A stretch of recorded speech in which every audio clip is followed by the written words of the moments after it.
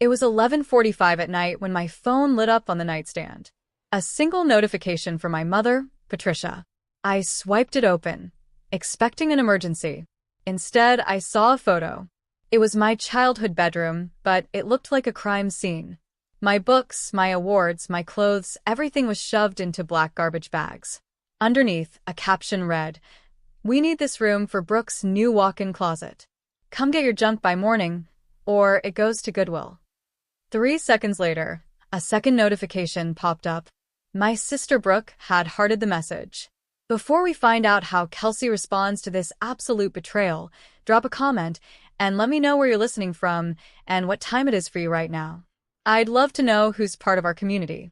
My reaction wasn't tears. It was a complete, freezing system halt. I just stared at the screen until it went black. For 29 years, I had been the invisible architecture of this family. My parents, Gary and Patricia, lived in a world where appearances were the only currency that mattered.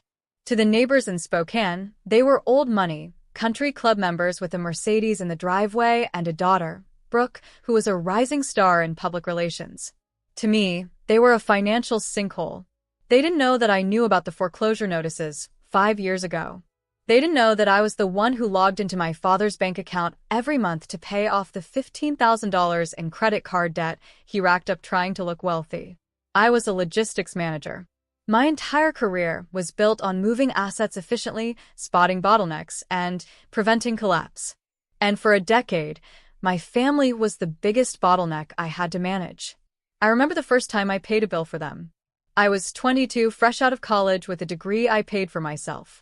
My mother called me, weeping about a declined card at the grocery store. It wasn't groceries she was buying. It was champagne for Brooke's graduation party. I paid it. I told myself it was a one-time thing. But then it became the electric bill, then the car lease, then Brooke's rent in the city because she couldn't focus on her career if she was stressed about money. Why did I do it? Why did I pour nearly half my salary into a black hole while I drove a 10-year-old sedan and shopped at discount stores? For a long time, I told myself it was duty. But tonight, staring at the image of my life packed into trash bags to make room for my sister's shoes, I finally admitted the truth. It wasn't duty. It was rent. When you grow up as the spare part in a machine built to worship someone else, you start to believe that your existence is a debt. You believe that you take up space you haven't earned. So you pay. You pay in silence, you pay in cash, and you pay in dignity, hoping that if the check is big enough, they might finally let you sit at the table. I had normalized their cruelty so thoroughly that I thought it was just the cost of doing business. I thought if I kept the lights on, they wouldn't notice I was standing in the dark. But the rent had just gone up. They didn't just want my money anymore. They wanted my erasure. They wanted to replace the physical evidence of my childhood with a closet for the golden child. It was a clear message. We don't need you. We just need what you provide. I stood up and walked to my desk. I didn't drive to their house to beg for my things. I didn't call to scream. I sat down at my computer and opened a spreadsheet I hadn't looked at in years. It was titled Family Support. I had tracked every cent, every bailout, every transfer. I scrolled to the bottom. The number staring back at me wasn't just a figure, it was a testament to my own stupidity. $250,000. That was the price of my admission to a family that just revoked my membership. I closed the laptop. The sadness I expected didn't come. Instead, a cold, hard clarity settled over me. They wanted me gone? Fine. But they had forgotten one crucial rule of logistics. If you remove the load-bearing wall, the roof comes down. A week went by without a word about my belongings. I assumed they were sitting in a donation bin somewhere, or maybe rotting in a landfill. I didn't ask. I didn't go back to check. I just went to work, managed my supply chains, and waited. I knew the silence wouldn't last because silence doesn't pay the bills.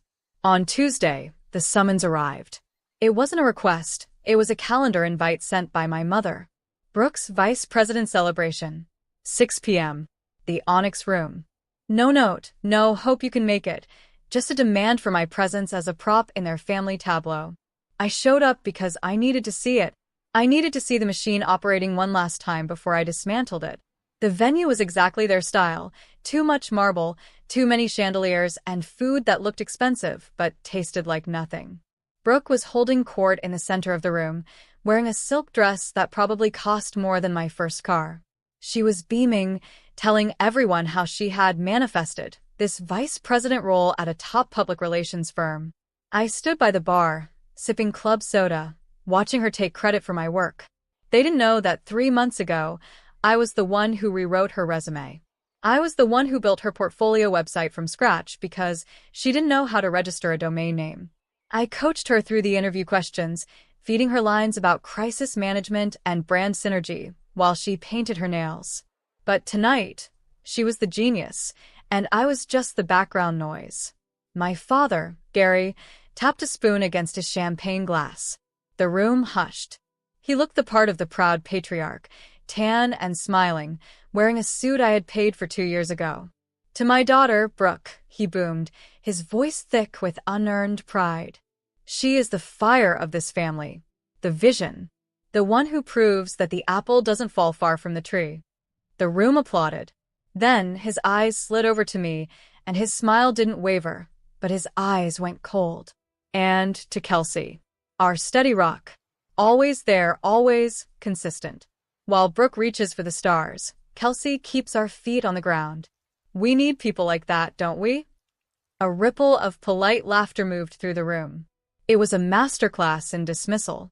He hadn't just insulted me. He had publicly defined my value as subservient to hers. I was the dirt. She was the star. I set my glass down.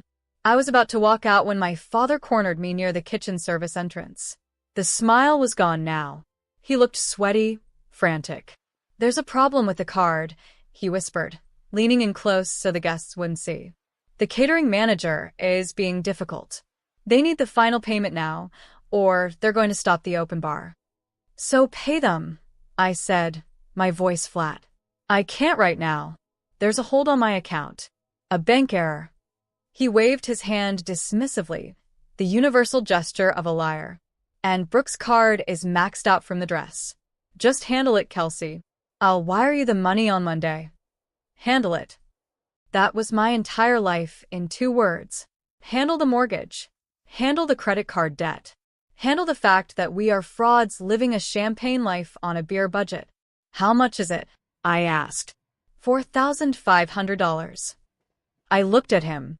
I looked at the man who had thrown my childhood memories into trash bags 7 days ago to make room for shoes. He didn't look ashamed. He looked entitled. He expected this. In his mind, this was the natural order of things. I pay, they shine. "Okay," I said. I didn't argue. I didn't ask for a promise of repayment. I walked to the manager's station, pulled out my debit card, and paid the bill. When the receipt printed, I didn't crumple it up. I laid it flat on the counter. I took my phone out and took a high-resolution photo of it. Then I emailed it to myself. "Everything all right, miss?" the manager asked. "Perfect," I said. "Just keeping records." I walked back out to the party. My father gave me a nod, not a thank you, just a confirmation that the appliance was working correctly. I looked at Brooke, laughing with her friends, completely unaware that her big night was being subsidized by the sister she had erased. I didn't say goodbye. I walked out the side door into the cool night air. That $4,500 wasn't a gift. It was the final purchase price of my freedom. They thought I was the rock that kept them grounded. They were about to find out what happens when the rock starts rolling downhill. That night, I didn't go to sleep. I went to war. But my battlefield wasn't a shouting match in the living room. It was a spreadsheet on my dual-monitor setup at home. I brewed a pot of black coffee, cracked my knuckles, and stopped being Kelsey, the doormat daughter. I became Kelsey, the forensic auditor. I pulled bank statements going back 10 years. I accessed the shared cloud drive my father had carelessly given me the password to years ago so I could fix the printer. He never changed it. I downloaded everything. Tax returns, credit card statements, mortgage documents. I laid it all out, transaction by transaction, dissecting the anatomy of their financial abuse. It was nauseatingly fascinating. I saw the $20,000 business loan. I gave them 4 years ago, listed in their personal notes as Kelsey's contribution. I tracked where it went. It didn't go to Dad's consulting firm. It went to a luxury cruise through the Mediterranean, a trip they told me they had won in a raffle. I saw the tuition payments for Brooke. I saw the lease payments for a Range Rover I wasn't allowed to drive. I saw the $500 dinners on nights when I was eating expired yogurt to save money for new tires. They had been bleeding me dry not to survive, but to perform. They were burning my future to keep their vanity warm. The final total sat at the bottom of the screen, glowing in red, $263,000. That was the cost of their love. That was the price tag on my invisibility. But I wasn't done. I dug deeper into public records. I needed to know the asset situation. I pulled the title on the house, the 4-bedroom colonial in the nice part of town that I had been kicked out of. And that's when I found the bomb. There was a lien. A second mortgage taken out 3 years ago. High interest, predatory terms. Where did that money go? I cross-referenced the dates with their social media. There it was. A vacation cabin in Lake Tahoe they claimed belonged to a friend. It didn't. They bought it.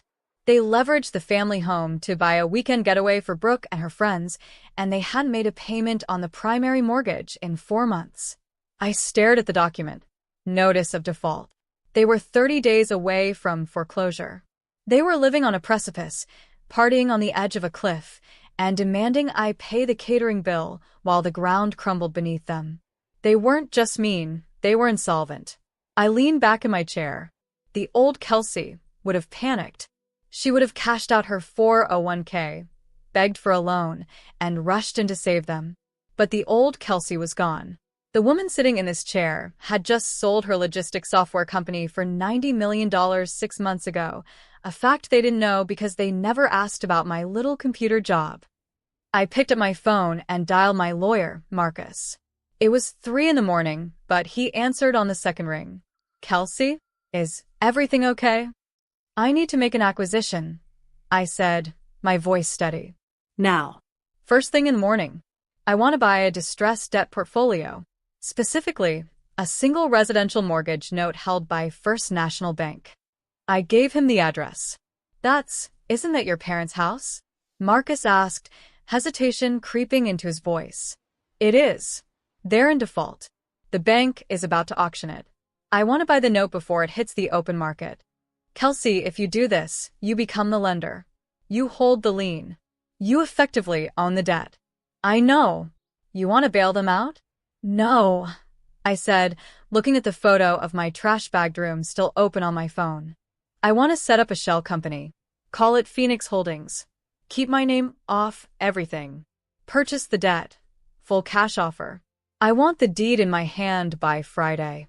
And then, I said, closing the spreadsheet, we proceed with collections. I hung up. I didn't feel guilty. I felt efficient. They had spent a decade treating me like a transaction. Now I was just closing the deal. I wasn't their daughter anymore. I was their creditor. And payment was due. By Friday, the paperwork was signed. Phoenix Holdings was officially the holder of the mortgage note for 124 Oak Street. I held the power to foreclose, to evict, to demand payment in full. But my parents didn't know that yet. To them, the silence from the bank was just another stroke of luck they felt entitled to. On Saturday morning, my phone rang. It was Gary. I let it ring twice before answering, putting it on speaker, so I could continue packing the few boxes I had retrieved from storage, the things they hadn't managed to throw away yet. Kelsey, we have a situation, he said. No hello. No apology for the party. Just the tone of a CEO summoning a subordinate. We need to have a family meeting. Immediately. I'm busy, I said, folding a sweater. This isn't optional. It's an emergency. There's been a clerical error with the bank. They're threatening the house. A clerical error. That's what he called 4 months of missed payments and a secret second mortgage. I can't help you with bank errors, Dad. Don't be difficult. Just come over. We need to strategize. Strategize meant find a way for Kelsey to pay for it. I almost said no. I almost told him right then. But I realized that for the foreclosure to feel real to them, they needed to believe they had one last chance to manipulate me and watch it fail. I drove over an hour later. The house looked exactly the same. The manicured lawn, the Mercedes in the driveway, the facade of perfect suburban success. Inside, the tension was thick enough to choke on. My mother was pacing the living room, wringing her hands.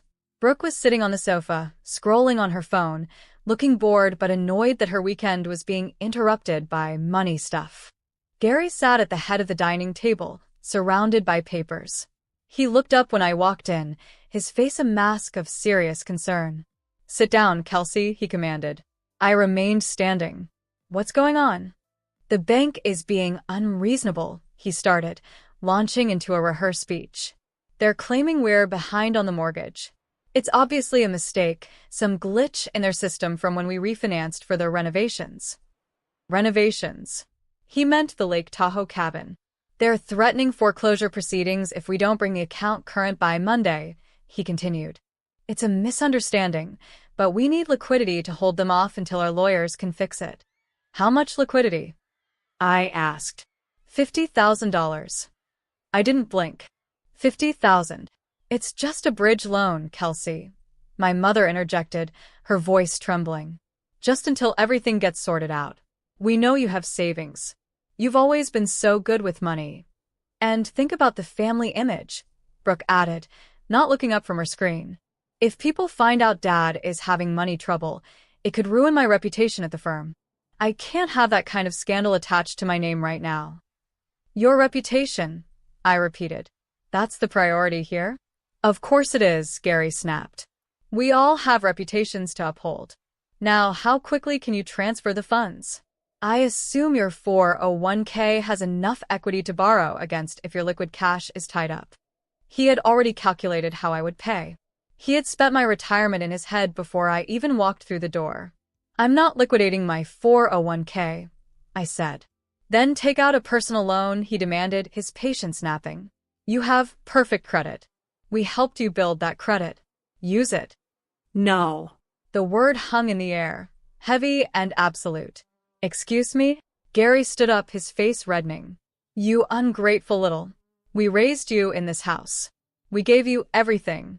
And now, when we face a tiny hiccup, you're going to turn your back on us? You're going to let us lose our home because you want to hoard your little manager salary? You're selfish, Kelsey," Brooke spat out. "You've always been selfish. Sitting on your money while Mom is crying. Do you even care about this family?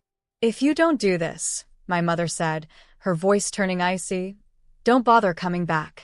We don't need a daughter who enjoys watching her parents suffer. You're either with us, or you're cut off. Completely." They were threatening me with the very thing I wanted. They were trying to leverage a relationship that was already dead. "Is that your final offer?" I asked. "Pay up or get out?" "Yes," Gary hissed. 50,000 by Monday. Or you're dead to us." I looked at them. Really looked at them. The entitlement. The cruelty. The absolute blindness to their own reality. "Okay," I said. "I'll see you on Monday." I turned and walked out. They shouted after me, calling me names, listing my failures, screaming that I would regret this. But I didn't regret it. I smiled all the way to the car. Because they didn't know that on Monday, I wasn't coming back as their daughter with a check. I was coming back as the owner with the keys. On Monday morning, I didn't go to work. I put on my best suit, a tailored charcoal blazer that cost more than my parents' monthly mortgage payment, and drove to 124 Oak Street. I parked my car, not in the driveway, but on the street, leaving space for the moving trucks that would be arriving in 30 days. I walked up the path I had shoveled every winter for 18 years. I unlocked the door with the key I wasn't supposed to have anymore. Inside, they were waiting. My mother was pacing again. Brooke was inspecting her nails. Gary sat at the head of the dining table, looking like a king waiting for his tribute. When I walked in, relief washed over his face, quickly replaced by smug satisfaction. "You're late," he said, checking his watch. "I assume you have the check." I didn't answer. I walked past my mother, past Brooke, and stood at the opposite end of the table. I placed a thick leather portfolio on the polished wood. Sit down, Gary commanded. Let's get this over with, so I can call the bank. I prefer to stand, I said. And you're not calling the bank, Gary. The bank doesn't own this house anymore. He froze. What are you talking about? Did they sell the note? They did. To who? Panic edged into his voice. Who holds the lien? Phoenix Holdings. Who the hell is Phoenix Holdings? Brooke asked, looking up from her phone. Is that some vulture fund? Are they going to evict us? Phoenix Holdings, I said, opening the portfolio, is a private asset management firm specializing in distressed debt acquisition. I pulled out a single document, the deed to the property, stamped and notarized. I slid it across the table. It stopped right in front of my father, and I am the sole proprietor of Phoenix Holdings. The silence that followed wasn't just quiet, it was a vacuum. It sucked the air out of the room. My mother stopped pacing. Brooke's phone clattered to the floor. Gary stared at the document, his face draining of color until he looked like a ghost. You, he whispered. You bought the mortgage? I bought the debt, I corrected. I bought the arrears, the second mortgage you took out for the cabin, and the primary note. I own it all, which means, legally speaking, I am your landlord. How? My mother gasped. Where did you get that kind of money? You're a logistics manager. I was a logistics manager, I said, my voice calm, factual, lethal. I started a supply chain software company 6 years ago. I sold it last year to a global shipping conglomerate. I paused, letting the weight of the next sentence settle on them like a heavy blanket. I accepted a buyout of $90 million. Gary made a sound like he had been punched in the gut. He slumped back in his chair, his eyes wide, staring at me as if I were a stranger. And in a way, I was. The daughter he knew, the doormat, the ATM, the invisible girl, was gone. 90 million? Brooke squeaked. You have $90 million? Yes. And you have 30 days. I pulled out the second document. The notice to vacate. What? Gary sputtered, trying to regain some semblance of authority. You can't do this. We're your family. This is our home. This is my home, I said. My name is on the deed. My money paid for the walls you're sitting between. And frankly, you're terrible tenants. You haven't paid rent in 4 months. You've neglected maintenance. And you've been hostile to the owner. Kelsey, please, my mother pleaded, tears finally spilling over. We have nowhere to go. You can't just kick us out on the street. I'm not kicking you out on the street. I'm initiating foreclosure proceedings on a defaulted asset. It's just business, Mom. Isn't that what you always told me? It's just business. I looked at them. Really looked at them. They weren't powerful. They weren't the titans of industry or the socialites they pretended to be. They were just 3 people who had spent their lives buying things they couldn't afford to impress people they didn't like, using money they stole from their own daughter. You have 30 days to vacate the premises, I said. If you are not out by noon on the 30th, the sheriff will remove you. I suggest you start packing. You can use the boxes you packed my room with. I left them in the garage. I turned to leave. Wait, Gary shouted, standing up. We can fix this. We can work something out. You're rich, Kelsey. You have $90 million. Why are you doing this over 50 grand? I stopped at the door and looked back. Because it was never about the money, Dad. It was about the fact that you were willing to evict me for a closet. You were willing to erase me. So now, I'm returning the favor. I tossed my set of keys onto the entryway table. They landed with a heavy clatter.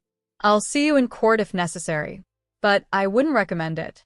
My lawyers are much better than yours. I walked out the front door and down the path.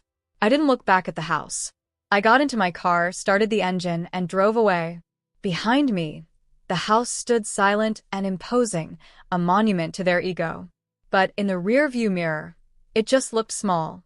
3 weeks later, the sun rose over the Gulf of Mexico, painting the sky in hues of orange and violet that I had only ever seen in paintings.